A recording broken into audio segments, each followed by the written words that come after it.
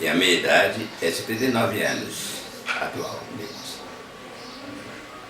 E vivo aqui no asilo há 25 anos. Eu pensei que ia encontrar só fazendas, né? Lavouras, essa coisa assim, né? Não pensei que era cidade, cara. Pensei que, poxa, deixar para Porto Alegre, né?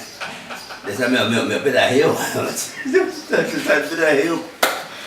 Eu fui de regional, sou pedario, né? Os passeios no mercado público, né?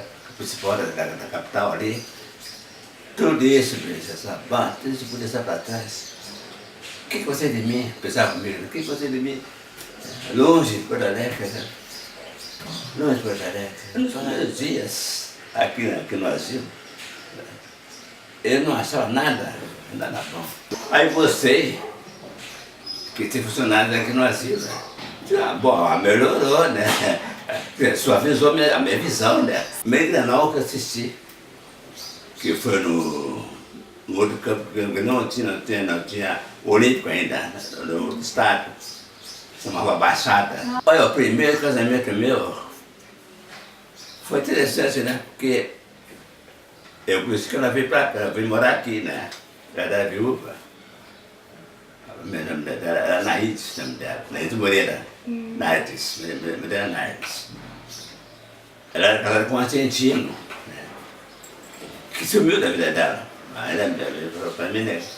Sumiu assim, não sabe não. Pra onde ele foi? Se ele morreu lá, por cima da vida, nunca mais vi ele.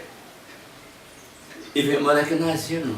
E daí nasceu uma amizade, e da amizade nasceu um amor entre nós dois. Aí eles casamos aqui. Uma festa bonita, mas não casamos, só ficamos a sua amizade, né? Mas foi uma boa companheira, hora para ele cortar. Eu não conheci em Porto Alegre. Ela morava lá numa outra zona que eu não conhecia, não sabia, né? Que dizia assim, aqui faz X e cachorro quente, né?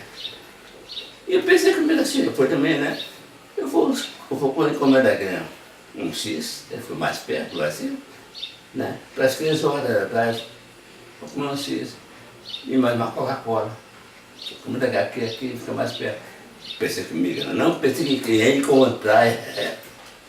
Foi assim um reencontro da gente. É o destino que marca a gente, que não menos espera. Para mim o asilo é muito tempo atrás, porque o asilo às vezes envelhece com dignidade. Isso que é interessante no asilo.